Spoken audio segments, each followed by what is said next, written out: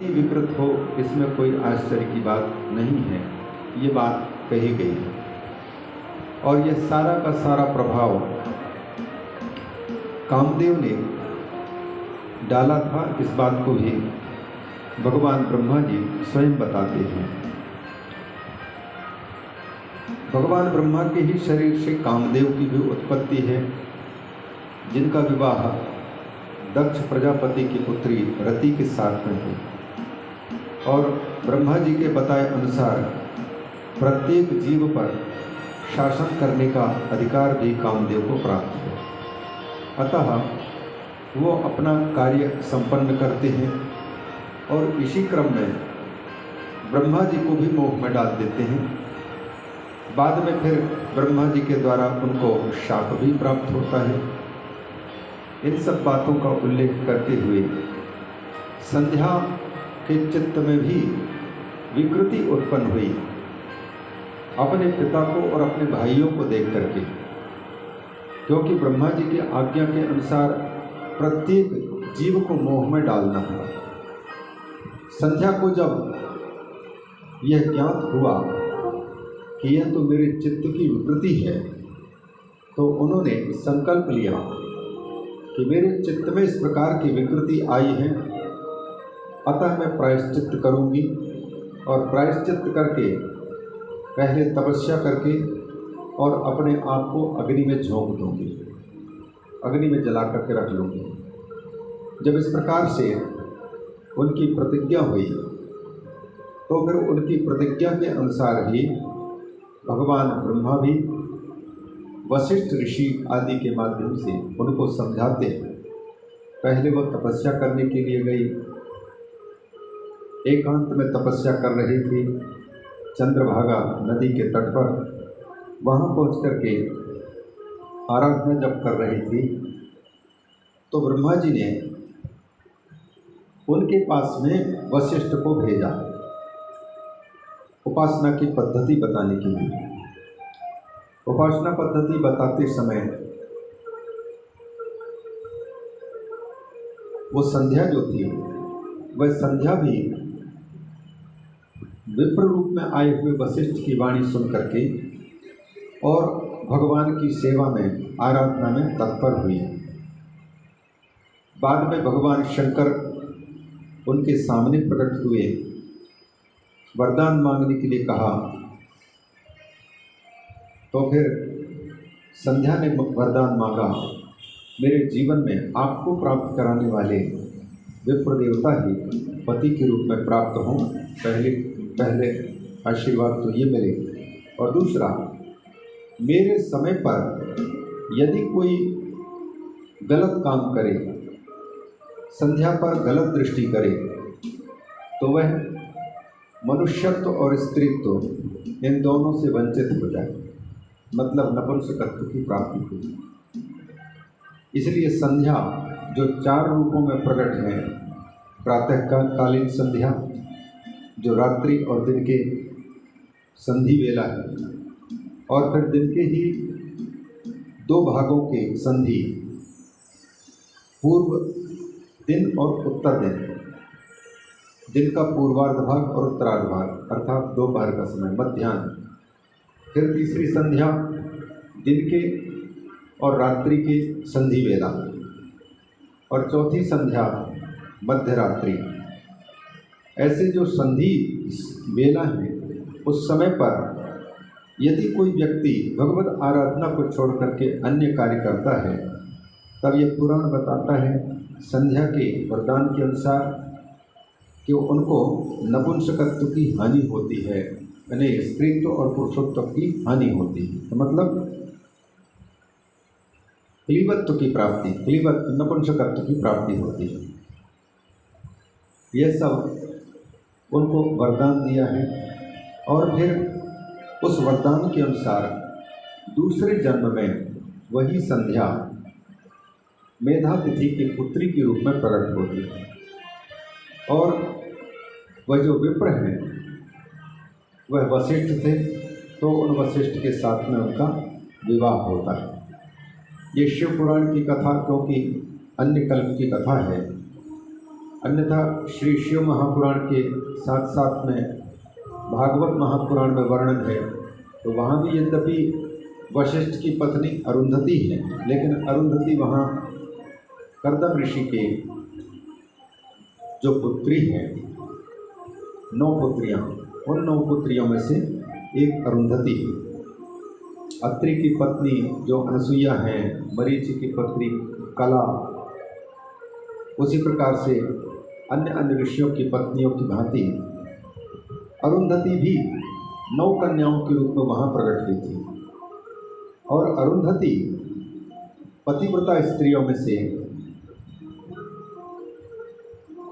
प्रमुख है, इसीलिए पति का साथ कभी छोड़ती नहीं।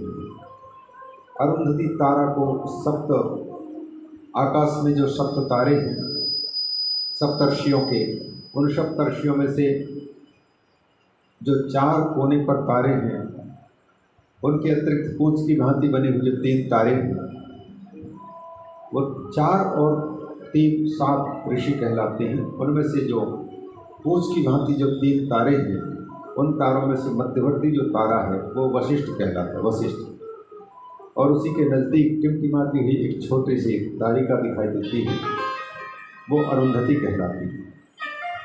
अरुंधति का दर्शन कराते हैं बहनों को विवाह आदि के अवसर पर, अथवा ध्रुव तारा का दर्शन कराते हैं, तो उसका संकेत यही होता है कि जैसे अरुंधति अपने पति के अत्यंत प्रिय हैं और अपने पतिदेव को हमेशा चाहती हैं, अब तो वहाँ से दूर नहीं होती, वैसे ही कन्या का जीवन हो, यह प्रेरित करने के लिए। तो यह अरुंधति के साथ में उनका जीवन है। कामदेव और रति के भी जीवन का वर्णन किया है, और इस क्रम में वर्णन करते हुए सती के प्राकट्य की कथा को प्रारंभ करते हैं।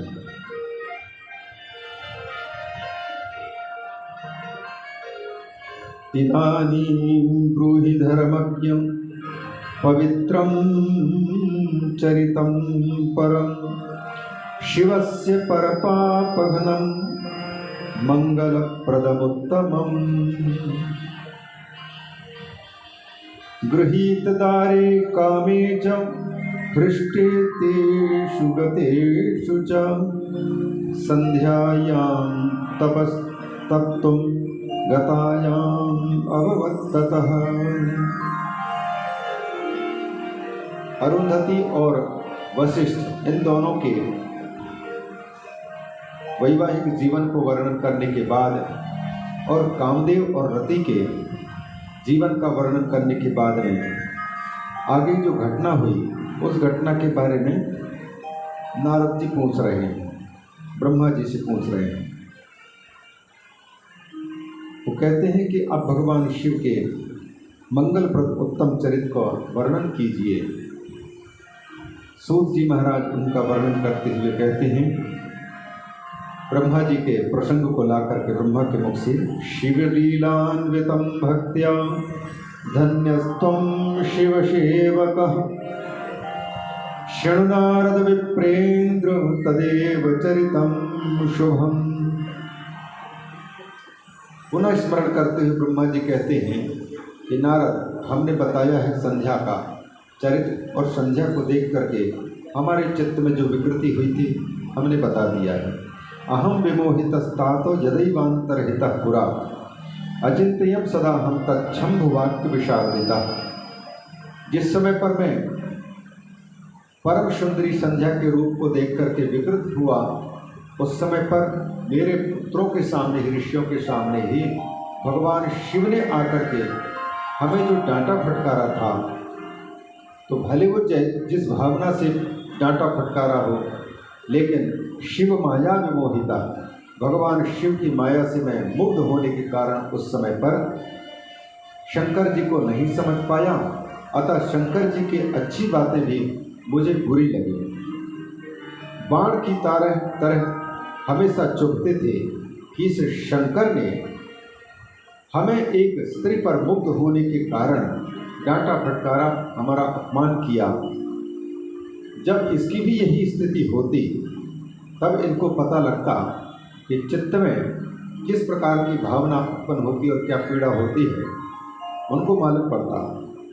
कहते हैं शंभु वाक्य विशारदिता, शंभु के वाक्य मानो जहर है, विष है, उनसे मैं घायल हो चुका था। इसलिए चिंतित्वा चिरम चित्ते शिव मायादि मोहिता शिवे चीर्ष्याम आकार संहित तृणस्व बदानी तक।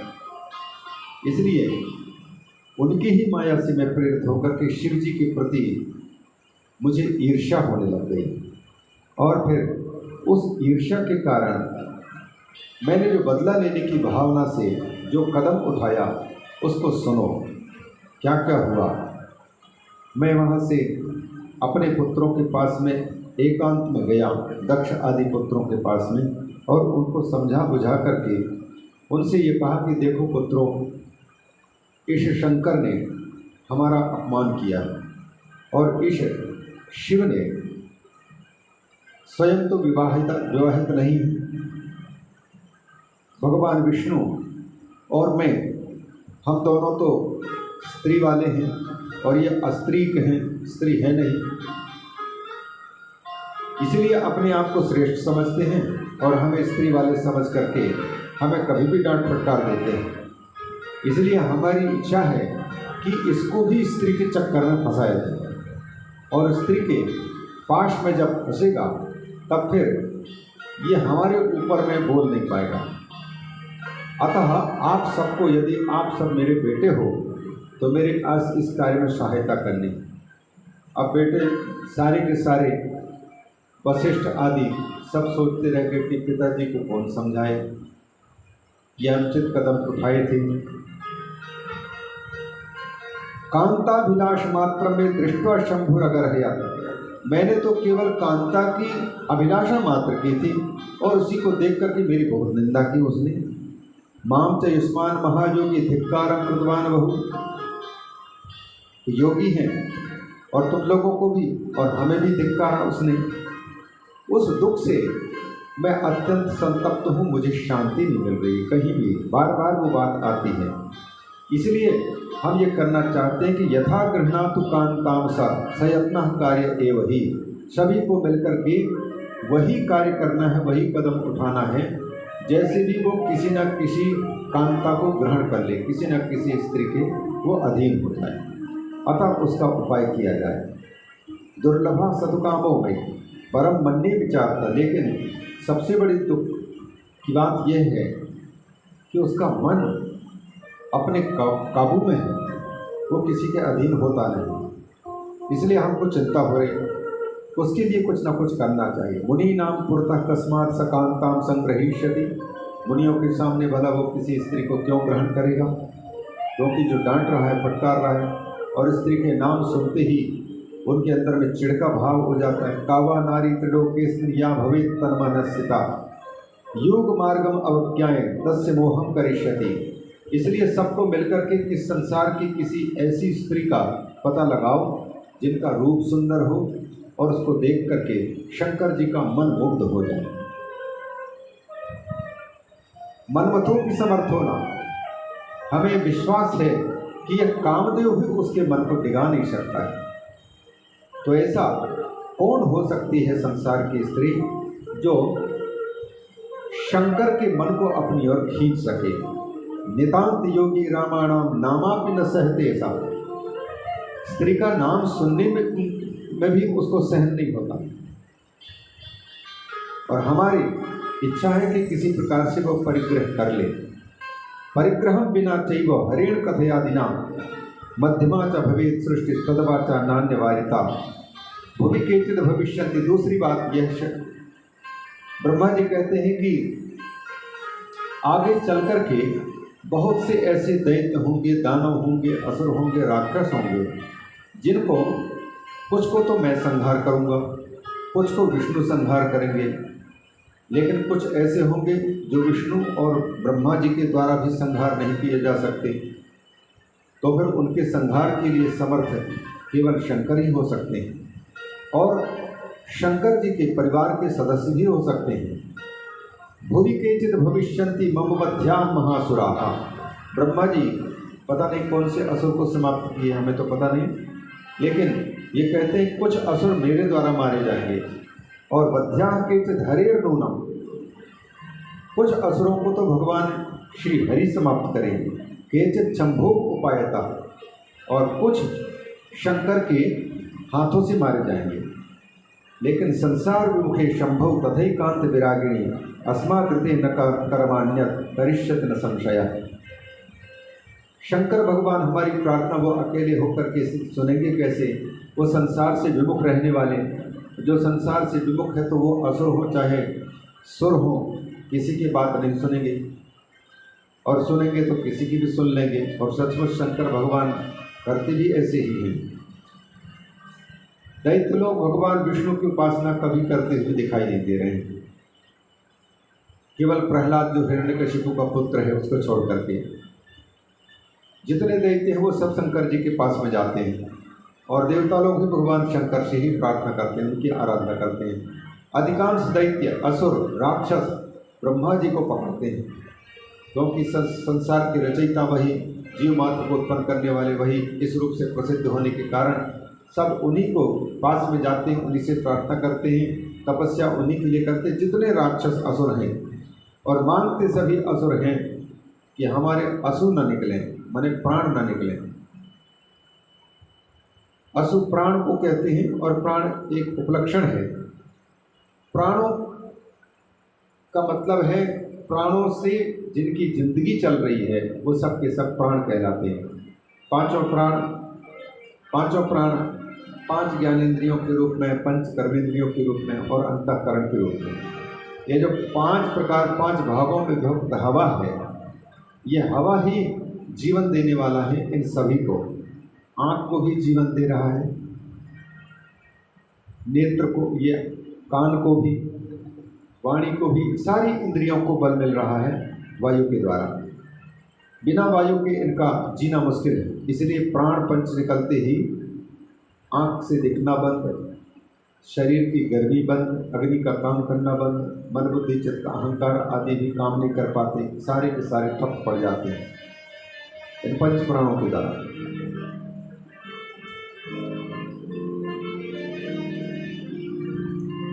इस संपूर्ण शरीर में यदि कोई पंच प्राणों को नियंत्रित कर ले तो वो पूरे शरीर पर नियंत्रण कर सकता है।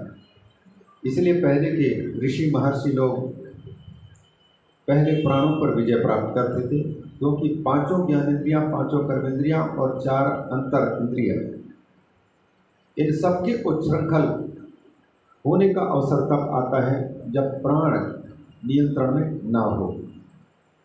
गीता कहते, गीता के महिमा के एक श्लोक है, गीताध्ययनशीलस्य प्राणायाम परस्य च नैव सन्ति हि पापानि जन्मांतर कृतानि च। जो व्यक्ति गीता के चिंतन में लगा रहता है, गीता का नित्य पाठ करता है और उनका चिंतन करता है, और उनके साथ साथ में प्राणायाम को छोड़ता नहीं, तो प्राणायाम के बल पर और गीता चिंतन के बल पर जन्मांतर में किए हुए पाप भी नहीं रहते, तो फिर इस जन्म में तो पाप बन भी नहीं सकते। क्योंकि प्राण के अनियंत्रित होने के कारण ये सारी गंदगी और गलत विचार उत्पन्न होते जाते हैं। इसलिए पूजा पाठ के प्रारंभ में प्राणायाम करवाते हैं, आचमन आदि करके, पूरक, कुंभक, रेचक आदि से। तो शरीर में शरीर की मुख्यता प्राणों के कारण टिके हुए हैं। कहते हैं कि संसार से जिनका कोई लेना देना नहीं है वो भला क्यों किसी का वध करेंगे। जो भगवान नित्य ही अपने में मस्त हैं और उनके द्वारा किसी राक्षस का वध करवाएंगे तो वो कहेंगे हमको क्या लेने देना, हमारे तो दोनों ही भगत हैं, क्योंकि निर्दलीय देवता भगवान शंकर हैं, बाकी तो अलग अलग हैं। मुनियों में नारद जी हैं, वो असुरों के बीच में भी मिले रहते हैं, सुरों के बीच में भी मिले रहते हैं। असुर उसको कहते हैं जो अशुषु प्राणेषु, ये प्राणोपलक्षितेषु इंद्रियेषु रमन्ते इति असुराः। असु माने प्राण होता है, और र का मतलब है रमना। जो असुओं में माने पांच प्राणों को पुष्ट करने के लिए और पंच प्राणों के द्वारा पुष्ट होने वाले इंद्रियों के भोग विलास में जो जिनका जीवन जा रहा है उनको कहा जाता है असुर। यह असुर कोई जाति विशेष नहीं है। यह कोई भी व्यक्ति केवल इस शरीर के और शरीर में रहने वाले जो जितने साधनभूत हैं केवल उनको ही पोषण करने में जीवन यापन कर रहा है। शास्त्र के शब्दों में उसको असुर कहा जाता है। असुसु रमन्ते, और जो असुर नहीं है तो आहटने पर सुर कहलाते हैं, देवता कहलाते हैं। तो भगवान शंकर तो सुरों के भी देवता हैं और असुरों के देवता हैं। वो हित चाहते हैं तो सबका बराबर चाहते हैं, और हित नहीं चाहते तो किसी से कोई लेना देना नहीं, प्रपंच से उनका कोई लेना देना नहीं होता है। संसार विमुखे शंभु तथैकांत विरागिणी, एकांत में रहने वाले विरागी हैं। अस्माद्रते न कर्मान्यत करिष्यति न संशयः, इसलिए भगवान शंकर को पहले तो फंसाया जाए, उनको संसार में फंसाएं और कोई ना कोई निमित्त से फिर वो अपनी पत्नी के लिए, अपने घर वालों के लिए कुछ ना कुछ करेगा और उनके पारिवारिक जनों के द्वारा हमारा भी हित होगा, देवताओं का भी हित होना। इत्युक्त्वा तनयान्श्चाहं दक्षादीन् सुनिरीक्ष्य च सरति मदनम तत्र सानंदम अगदम तदा। तो यद्यपि कामदेव हार चुके भगवान शंकर के मन को डिगाने में, लेकिन फिर भी रति के साथ में जब विवाह हो गया कामदेव का, तब रति और कामदेव उन दोनों को संबोधित करते हुए ब्रह्मा जी कहते हैं कि कामदेव जाओ, पहले तो तुम अकेले थे इसलिए अकेले जीत नहीं पा रहे थे, किसी को दबोचने में तुम समर्थ नहीं हो पा रहे थे, अब तुम मिलकर के जाओ रति के साथ में और शंकर के मन को कामासक्त कर दो, संसार की वस्तुओं के प्रति उनकी आसक्ति हो जाए, सुंदर कांता को देख करके उनका चित्त विगलित हो जाए। वो है तुम